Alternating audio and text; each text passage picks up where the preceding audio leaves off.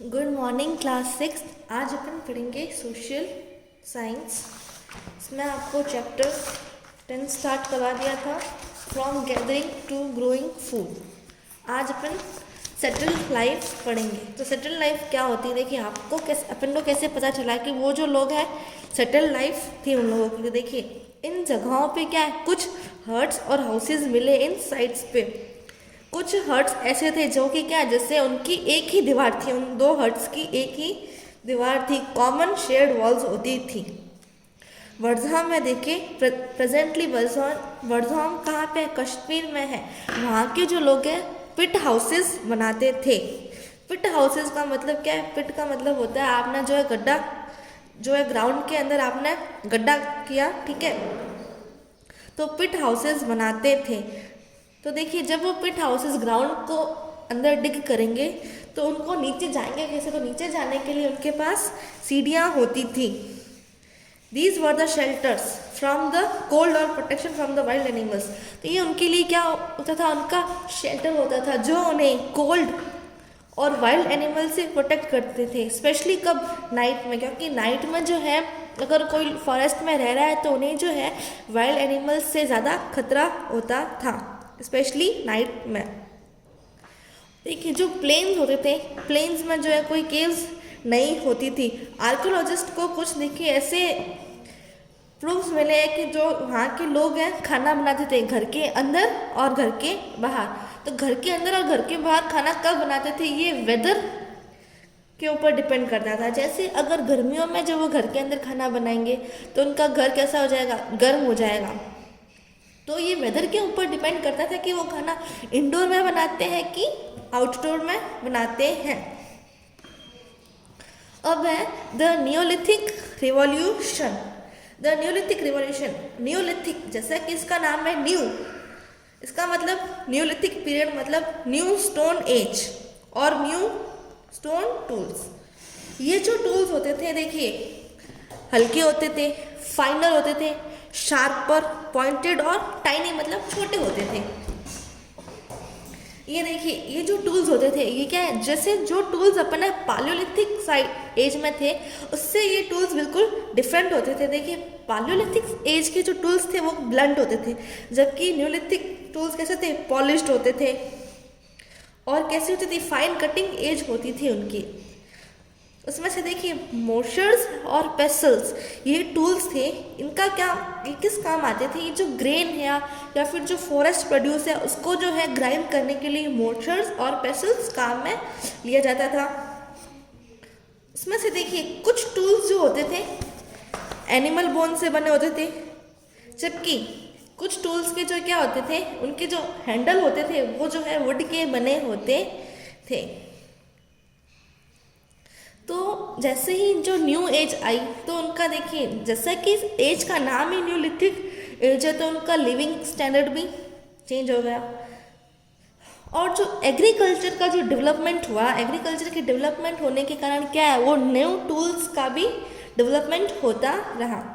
Therefore it is called Neolithic revolution, इसीलिए इसको जो है न्यूलिथिक रिवॉल्यूशन भी कहा जाता है। However the tools of the palaeolithic type, जबकि देखिए ये तो न्यूलिथिक की अपन बात करें, जबकि जो पालियोलिथिक टूल्स क्या है अभी भी वैसे ही है, बल्कि और रफ वर्क। जो अगर आपको बल्कि और रफ वर्क करना है तो आप कौन से टूल्स यूज करोगे, पालियोलिथिक टूल्स ही यूज करोगे। In the Neolithic age, many kinds of earthen pots were made for storing grains and other things. Neolithic age में कुछ earthen pots बनाए जाते थे, आपको दिख रहा होगा pots किसके लिए, ग्रेन्स को स्टोर करने के लिए और दूसरी चीज़ों को जो स्टोर करने के लिए earthen pots बनाए जाते थे। इन pots के अंदर ये क्या करते थे, फूड को भी कुक करते थे, स्पेशली ग्रेन्स। ग्रेन्स में कौन कौन से देखिए, राइस, व्हीट और lentils. They could carry cooked food in smaller pots, देखिए इतने बड़े पॉट में वो खाना कुक करते थे। फिर छोटे छोटे पॉट में वो क्या है, उसमें जो है वो खाना अपने साथ कहीं पे भी वो कैरी कर सकते थे। जैसे अगर वो फार्म में उनके पास उनका फील्ड है, वो फील्ड में वर्क करते हैं तो वो क्या करते हैं, मॉर्निंग में अपने साथ इस स्मॉल से पॉट को ले जाके उसके अंदर फूड स्टोर करके वो ले जा सकते हैं अपने लिए। Gradually, people come to know the use of plant fibers and growing cotton and hemp.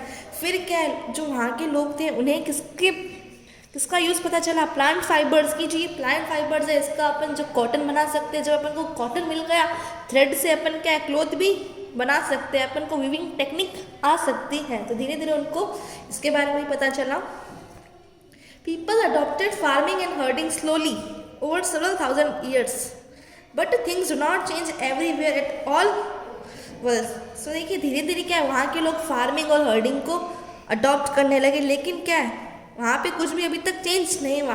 कुछ एरियाज अभी भी ऐसे थे, वहाँ के लोग क्या करते थे, हंटिंग और फूड को गैदर करते थे, जबकि कुछ जगह ऐसी थी वहाँ के लोग फार्मिंग करते थे और हर्डिंग करते थे, हंटिंग और गैदरिंग के साथ साथ। तो देखिए अलग अलग सीजन में लोग अलग अलग एक्टिविटीज़ करते थे। अदर कस्टम्स एंड प्रैक्टिसेस, उनके कुछ अलग से जो रिवाज वगैरह होते थे। One of the distinct features of village is that most people are engaged in food production. सबसे एक फीचर विलेज का जो ये डिस्टिंक्ट फीचर है कि वो जो मोस्टली पीपल थे वो क्या थे, फूड प्रोडक्शन मतलब फार्मिंग ही करते थे। Neolithic villages had some customs and practices that eventually were followed by the generation. तो न्यूलिथिक विलेजेस वालों के कुछ अलग से कस्टम्स थे जो कि क्या है उनके जनरेशन टू जनरेशन उन्हें फॉलो करते थे। Scholars have studied the lives of present-day farmers practicing small agriculture and the lives of other two. The farmers and the herders of the Neolithic age lived in groups called tribes. तो जो scholars थे उन्होंने जो farmers की life देखी, उनको study किया और हर्डर्स की लाइफ को देखा, स्टडी किया। तो देखिए जो फार्मर और हर्डर थे वो किस में रहते थे, ग्रुप्स में रहते थे। उन ग्रुप्स को कहा जाता था ट्राइब्स। तो आपको यहाँ पे ट्राइब की डेफिनेशन दी गई, the farmer and herders of the neolithic age lived in groups called tribes. Farmer और हर्डर्स जो ग्रुप में रहते थे उस ग्रुप को ट्राइब कहा जाता है। अब अपन पढ़ेंगे ट्राइब होती क्या है।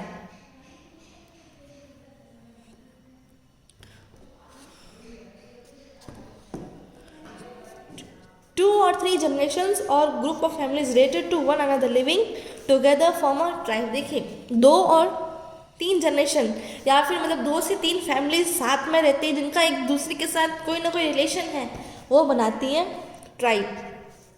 The members of the tribe follow the traditional customs, dress etcetera. तो हर ट्राइब का क्या है, कुछ अलग ही जो है कस्टम है, उनकी ड्रेस अलग है कुछ।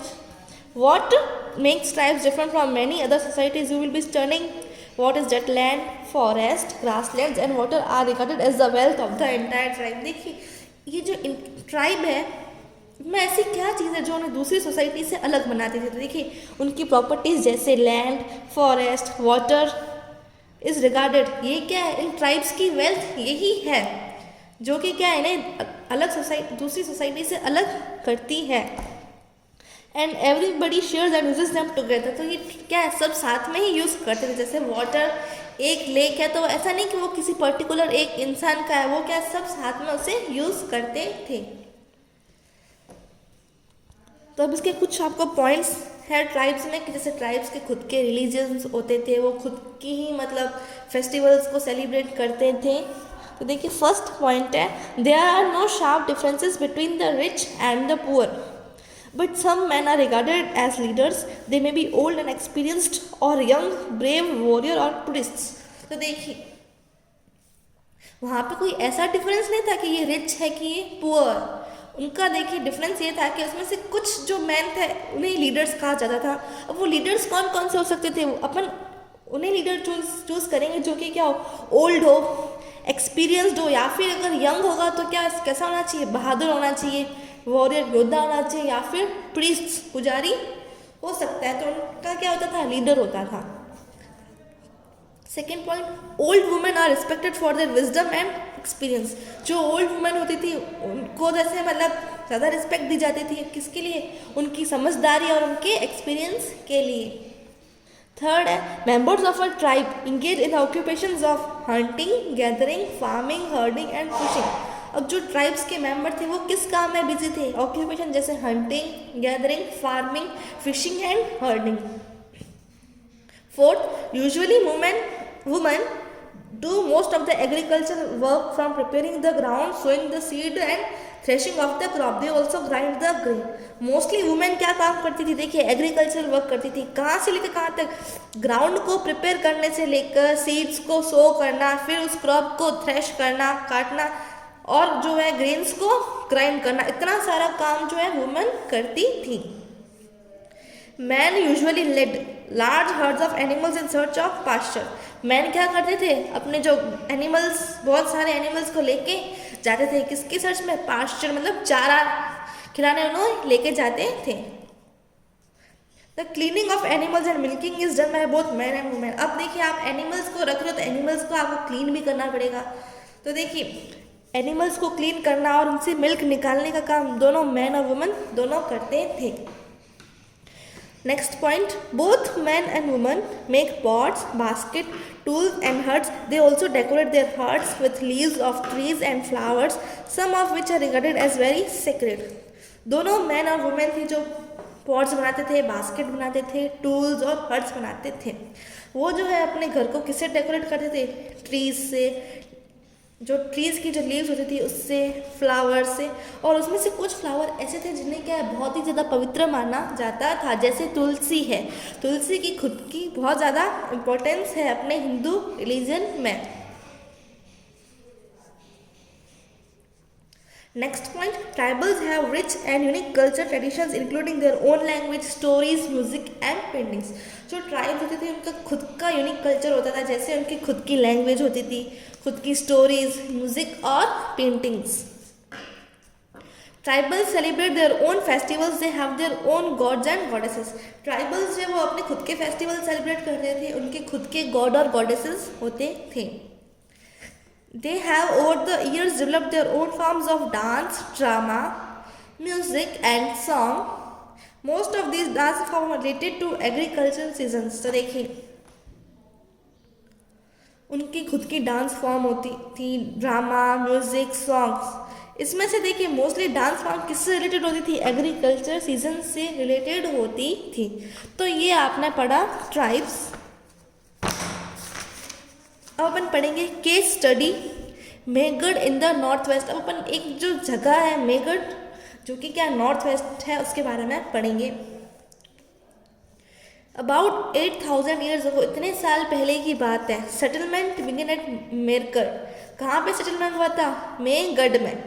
ये साइट कहाँ पे थी, जहाँ पे देखिए फर्टाइल प्लेन हो, जो कि कहाँ है, नियर द बोलन पास। बोलन पास के नियर है, जो कि क्या है, जैसे आयरन जाने का एक इम्पॉर्टेंट रूट में से एक है। ये मतलब अपन कह सकते हैं कि जो सबसे अर्लीस्ट विलेज था, जो सबसे पहला विलेज अपन कह सकते हैं जिसके बारे में अपन जानते हैं, ये उनमें से एक है। The earliest lowest level at the site revealed bones of some wild animals like deer and pig which belong to the period when domestication of animals had not begun. तो देखिए जैसे अगर अपन कुछ चीज़ें हैं ग्राउंड के अंदर बरीड करते तो क्या लेयर्स बन जाती, जैसे अपन ने सबसे नीचे कुछ और डाला, उसके ऊपर अपन ने कुछ और डाला, तो ये ऐसे लेयर्स बन जाती है। तो देखिए लोएस्ट लेवल, जो नीचे लेवल में क्या थी, कुछ बोन्स मिली थी वाइल्ड एनिमल्स की। कौन कौन से वाइल्ड एनिमल्स थे, डियर, पिग, जो किस पीरियड से बिलोंग करते थे, जहाँ पे डोमेस्टिकेशन नहीं होता था। ये आपको जो बॉक्स बना हुआ था इसमें डोमेस्टिकेटेड प्लांट्स और डोमेस्टिकेटेड एनिमल्स बताया गया था। डोमेस्टिकेटेड एनिमल्स वो होते थे जो कि क्या है, ये लोग जो अर्लीस्ट पीपल है, जो जिस एनिमल को ये रियर करते थे वो एनिमल्स डोमेस्टिकेटेड एनिमल्स बन जाते थे। और जबकि वाइल्ड एनिमल्स वो होते हैं जो जंगल में ऐसे ही घूमते रहते हैं। तो ये होते हैं डोमेस्टिकेटेड एनिमल्स और वाइल्ड लाइफ एनिमल के बीच का डिफरेंस। तो ये उस टाइम की बात कर रहे हैं जब एनिमल्स का डोमेस्टिकेशन नहीं हुआ करता था। In the later upper level, फिर उससे ऊपर लेवल में क्या है, शिप्स की बोन, शीप की बोन, गॉट है उसकी बोन्स, ये सब क्या है, ये सब मिली उनको, ठीक है। और ये कब की बात है, जब डोमेस्टिकेशन स्टार्ट हो गया था। फिर देखिए अब जिस जगह पे ये अपन को मिला है, जैसे इस एरिया में अपन को ये इतनी रिमेन्स मिले, तो इस जगह पे बड़े बड़े पत्थर लगा दिए हैं जिसे कहा जाता है megaliths. Still later reveals bones of cattle and neolithic graves और बरियल्स कॉल्ड मेगालिथ्स। ये जो बड़े बड़े स्टोन्स लगा दिए इसे कहा जाता है megaliths, huge stone boulders have been placed around the site of these burials. Several sites have been found at Megged.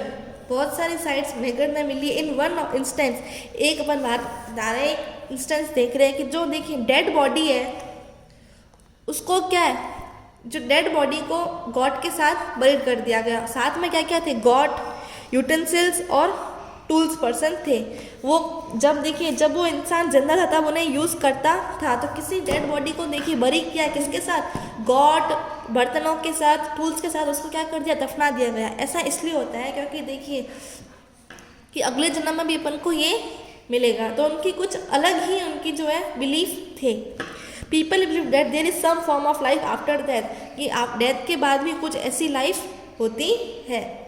तो ये उनके साथ बरी कर लेते ताकि अगले जन्म में जो है उन्हें ये वापस मिले.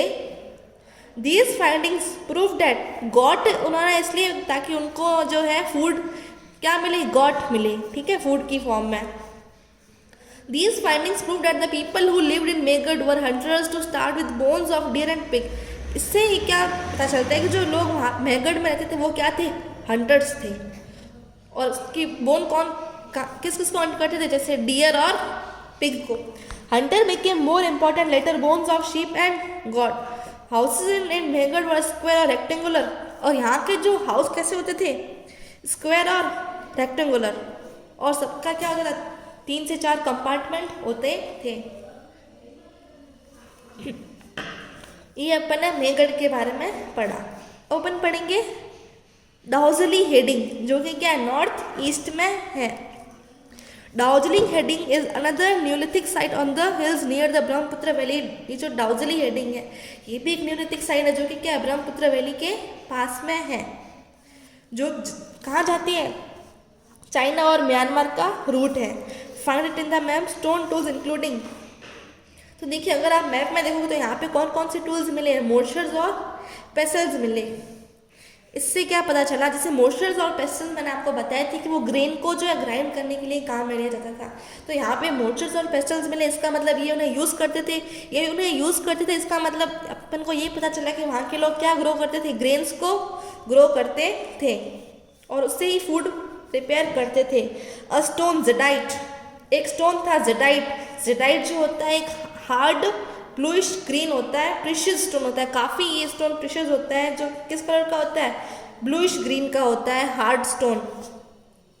तो है स्टोन इससे बनते थे, जो कि क्या है, seems to have been imported from China. वो जो चाइना से क्या होते थे, इम्पोर्ट होते थे. Tools made of fossil wood and pottery are common find at this site. तो जो टूल्स वुड से बनते हो, पॉटरी से मतलब जो है मिट्टी से बने होते थे, फॉसिल वुड से बने होते थे, वो तो क्या है इस जगह पे कॉमन होते थे. Fossil would is very ancient would that has harden into stone. Fossil would क्या है, एंशिएंट वुड है जो किसमें चेंज हो गया है, स्टोन में चेंज हो गया है. तो ये आपका चैप्टर 10 कंप्लीट होता है. इसके क्वेश्चन आंसर्स आपको नेक्स्ट लेक्चर में कराएंगे.